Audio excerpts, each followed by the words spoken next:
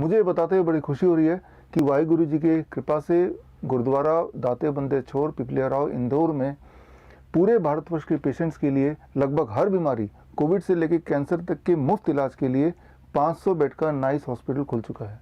अगर आप इस हॉस्पिटल में दाखिला लेना चाहते हैं या इलाज कैसे होगा ये जानना चाहते हैं तो मैं एक उदाहरण देना चाहता हूँ। स्क्रीन पे देखिए अपने बाईं तरफ, यह है WHO के प्रोटोकॉल के अनुसार कोविड केयर हॉस्पिटल। इसमें मास्क भी है, PPE किट भी है, सोशल डिस्टेंसिंग भी है और डरे सहमे पेशेंट भी है।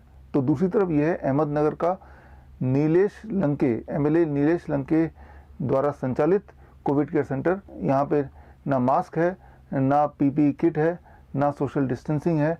अगर कुछ है तो सिर्फ और सिर्फ लव एंड कंपैशन।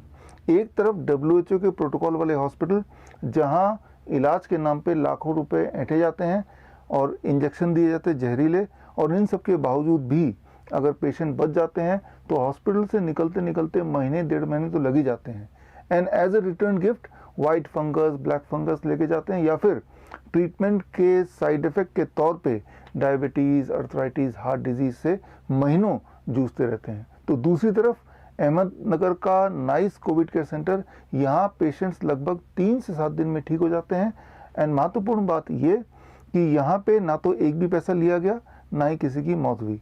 मैं आपको बताना चाहूँगा पिछले 1 साल में मैं और मेरे 550 से अधिक नाइस केयर एक्सपर्ट यानी कि network of influenza care experts ने मिलके लगभग 55,000 पेशेंट्स को ठीक किए विद 0 मेडिसिन एंड 0 मोर्टेलिटी। यहाँ मुख्य दवा है धूप, हवा एंड फूड एज मेडिसिन। बस यही ट्रीटमेंट प्रोटोकॉल होगा उस इंदौर के नाइस हॉस्पिटल में। अगर आप उस हॉस्पिटल में भर्ती होना चाहते हैं तो स्क्रीन पे दिए हुए लिंक में जाके अपने बारे में भरें, अपने बीमारी के बारे में, अपने मेडिकल हिस्ट्री के बारे में, उन सबको पढ़कर हम स्क्रीन करेंगे और आपको बताएंगे किस दिन आप एडमिट हो सकते हैं और कितने दिन लगेंगे आपको ठीक होने में।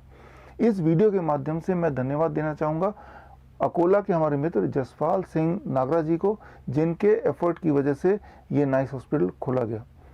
मैं आपको बताना चाहूँगा जसपाल जी पूरे भारतवर्ष के गुरुद्वारा कमेटी से बातचीत में हैं और बहुत जल्दी इसी तरह का हॉस्पिटल अलग अलग शहरों में आपको मिलेगा।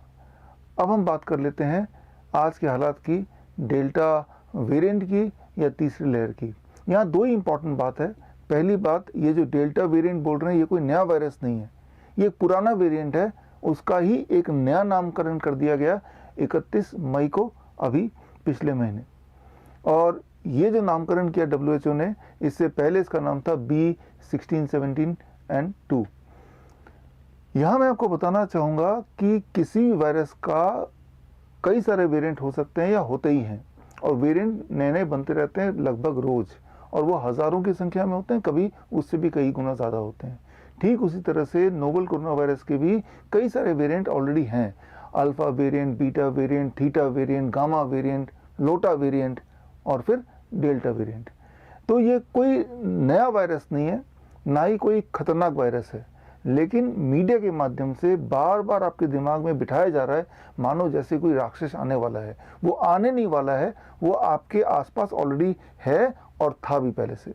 तो इससे डरने की कोई आवश्यकता नहीं है। ये तो हुई पहली बात। और दूसरी बात, तीसरी लहर नहीं आने वाली। अगर कुछ आने वाला है तो तीसरी लहर के नाम पे एक खेल। मैं आपको बताना चाहूँगा कि हमारी हेल्थ मिनिस्ट्री ने एक experimental protocol for the treatment of covid for small children already launch कर दिया है, रिलीज़ कर दिया है। याद कीजिए पिछले साल कोविड-19 के ट्रीटमेंट के नाम पे कई सारे एक्सपेरिमेंटल प्रोटोकॉल आए। रेमडेसिविर आया, लेपिनोविर आया, रेटनोविर आया, हाइड्रोक्सीक्लोरोक्विन आया, प्लाज्मा थेरेपी आया। इन सब से डेथ होती गई, उन सबको कोविड का डेथ बताया गया और साथ ही साथ ये सारी दवाइयाँ बैन होती चली गई। भगवान न करे इस बार बच्चों को खांसी जुकाम बुखार जब होगा तो तब अगर ये एक्सपेरिमेंटल ट्रीटमेंट दिया गया तो ये बच्चों के जान के लिए खतरनाक भी हो सकता है। अगर आप अपने बच्चों को प्रोटेक्ट करना चाहते हैं ये तीसरी लहर के इस खेल से, तो आप मुझसे जुड़िए। 11 तारीख को सुबह 11 बजे मैं रिलीज़ करूंगा बुक का टाइटल है delta rays to the power 72। इस बुक के माध्यम से मैं कुछ ऐसे एविडेंसेस आपको बताऊंगा जिन एविडेंसेस को देखने के बाद आपके दिमाग से डेल्टा का डर, तीसरी लहर का डर, चौथी लहर का डर, या फिर आने वाले दिनों में किसी भी वायरस का डर पूरी तरह खत्म हो जाएगा। तो मिलते हैं सुबह 11 बजे 11 तारीख को। ऑल द बेस्ट, धन्यवाद, जय हिंद।